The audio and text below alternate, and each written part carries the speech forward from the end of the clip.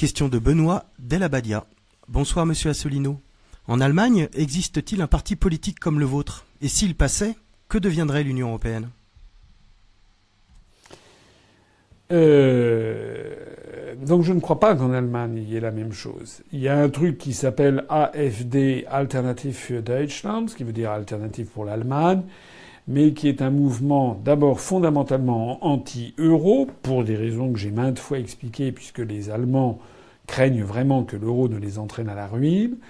Mais c'est un parti qui est traversé par des dissensions et qui a eu un peu tendance à virer le péniste, c'est-à-dire à parler sur les questions d'immigration, sur les questions qui sont des vrais sujets. Par ailleurs, sur ces questions d'immigration, j'en profite pour rappeler que moi je ne suis pas un bisounours sur ces questions. J'ai dit et redit et redit qu'il y aurait, si j'avais été élu, il y aurait eu un grand débat national et qu'on aurait fait un référendum où on aurait demandé aux Français est-ce que vous voulez oui ou non rester dans l'espace Schengen, oui ou non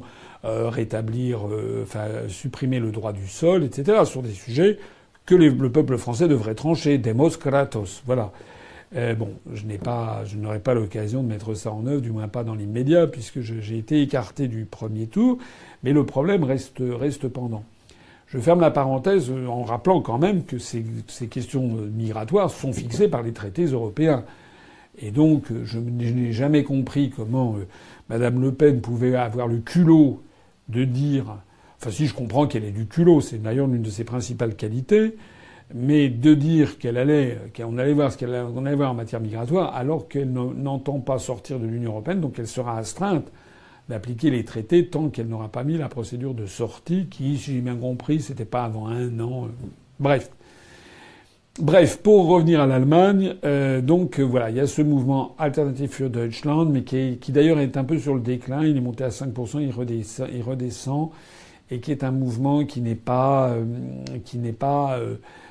qui d'ailleurs ne propose pas de sortir de l'Union européenne exactement. Enfin, c'est un peu un truc style, c'est à mi-chemin entre M. Dupont-Aignan et Mme Le Pen.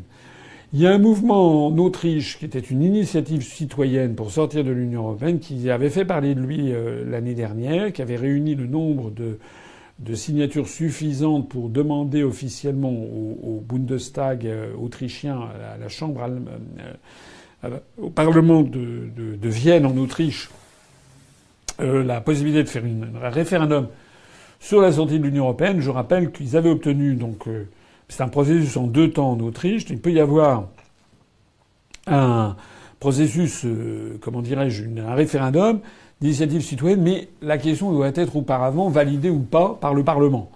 Donc le Parlement de Vienne a dit non, c'est une question fantaisiste et ça a été écarté. Donc je ne sais pas très bien où en est cette initiative citoyenne en Autriche. Voilà. Et puis pour le reste, on a un parti frère qui s'appelle EPAM en Grèce, mais qui ne se porte pas très très bien, si j'ai bien compris, et qui est traversé un petit peu de conflits. Et puis il y a l'IPU en Finlande, qui porte le gros de ses efforts en ce moment sur son refus que la Finlande entre dans l'OTAN, puisque sur pression américaine, il y a des pressions américaines fortes pour que la Finlande, qui était restée neutre après la Seconde Guerre mondiale, entre dans l'OTAN. Donc c'est là-dessus qu'ils font porter leurs efforts, mais aussi sur la sortie de l'UE.